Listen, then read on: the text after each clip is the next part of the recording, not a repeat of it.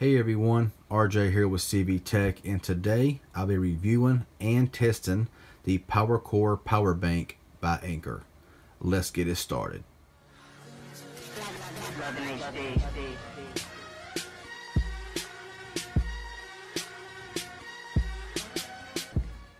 Okay, so the Anker PowerCore Power Bank. We all know that Anker makes some really good products, really good power banks, cables, stuff like that.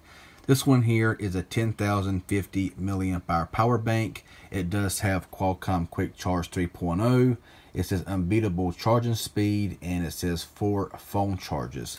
Now, there's nothing in the box, so just an empty box here. On the back here, it says includes micro USB cable and travel pouch, compatible with iPhone, iPad, Android, and other USB devices. Lightning cable sold separately. Well, honestly, Type-C is also separately because it only comes with a micro USB. Now, the point of this test here is I got 3 phones I'm going to test out to see if it'll charge all 3 of those phones. This thing claims 10,050 milliamp hour and fast charging. So I got 3 phones that I picked out that I'm going to do this test with, and I have them right here. So let's go ahead and look at those phones. First is the LG V20. Second is the Samsung Galaxy S7. And lastly, the blue Vivo 11.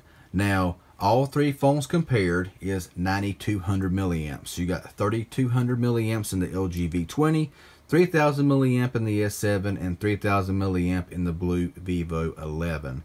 So what I'm going to do right now, actually on the first charge, being the LG V20, I'm going to turn the phone on, make sure it does have fast charging, and also I'm going to time how long it takes to charge the LG V20 from like 3% to 100%. Of course, I want to just have the phone on to make sure that it is quick charging. I want to power the phone off and see how fast it does charge by using my stopwatch on this phone here. So let's go ahead and power this phone here on. And of course, this will not work with the LG V20. It is USB Type-C.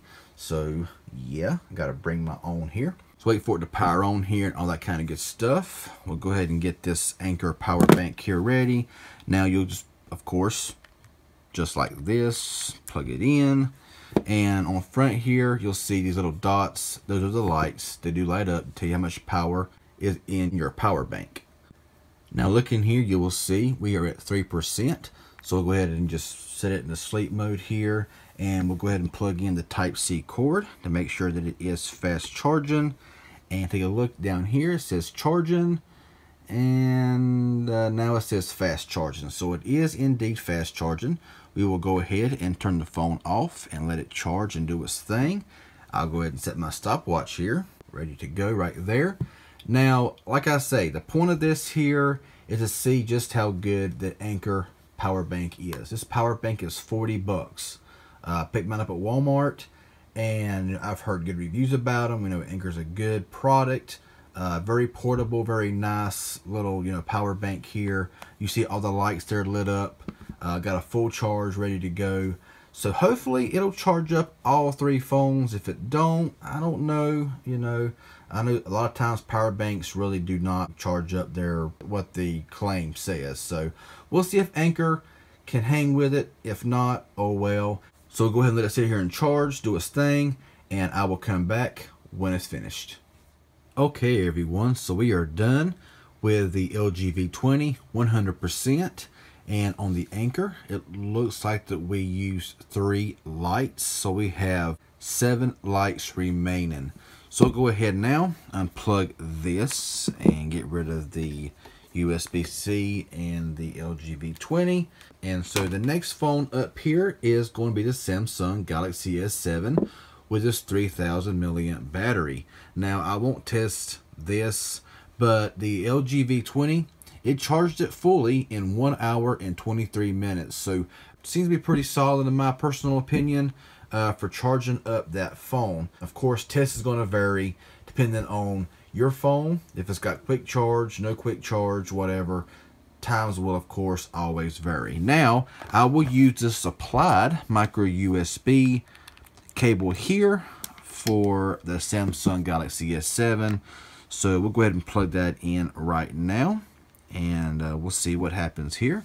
So we got power there, of course, and We currently have 3% charge right there. The phone is powered off. It looks like we just dropped a notch already, another notch already. So we have 4 notches gone and 6 notches remaining. So hopefully this don't let me down. Hopefully it will charge up the Galaxy S7 since it's only charged up the LG V20. But we'll find out here at the end of this test. So stay tuned and I'll come back when it's fully charged. Okay everyone, so we have finished up here on our second test on the Galaxy S7. We're at 100%. We have 3 notches remaining here on the battery. So we'll go ahead here, unplug the Galaxy S7 to the side here, and the last phone here will be the blue Vivo 11 with its 3000 milliamp hour battery. So we'll go ahead and plug this in. Okay, it dropped down to 2 notches there, and let's see where we're at here on the blue phone. We're at 6% battery. So at the end of this here, I will give my final thoughts, my recommendation, if I think it's worth it or not. But let's go ahead, see how far we can get on this charge, and I will come back here shortly. Okay, so I'm back already. As you see right there, we are on the last notch, it's blinking, and we are currently at 23% on the blue Vivo 11. And now it's completely shut off. If I push the power button, don't even show charge. But it was around 23%, and we started off around 6%. So rounding it up around 20% charge before it went dead, around 600 milliamps. So look at 3200 plus 3000, 6200. So around 6800 milliamps is about all this thing would charge. And so I don't know, y'all, what do y'all think? I mean, 10,050 milliamps is the advertised on the box, and all we can manage is 6800 milliamps before it just completely went dead. So it's kind of one of those things. Results is going to vary. Your results is going to vary from mine. However, I really don't believe that it would have charged up the Galaxy S7 4 times. I mean, I'm not really sure. According to the box here, it says, you know, 4 phone charges.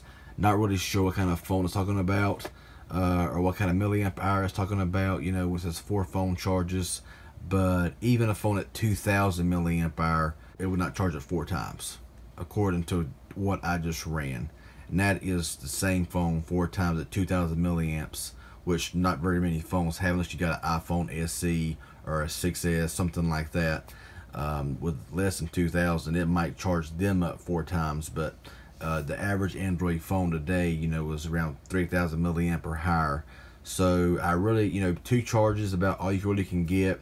There's other power banks out there. I know Walmart sells some Blackweb. You can get like a 20,000 milliamp hour, which I know it won't charge 20,000 milliamps, but you know, they're around half the price and probably charge more than 6,800 milliamps. You know, and they're half the price. So just give you some ideas there. This is the Anker PowerCore power bank, 10,050 milliamp hour. So do you think paying 40 bucks for this power bank is worth it? Let me know in the comment section below what y'all think. If this was helpful and informative, hit that like button. Any questions you may have, leave it below. Subscribe to my channel if you haven't already. I would appreciate it. Y'all have a good one, and thanks for watching.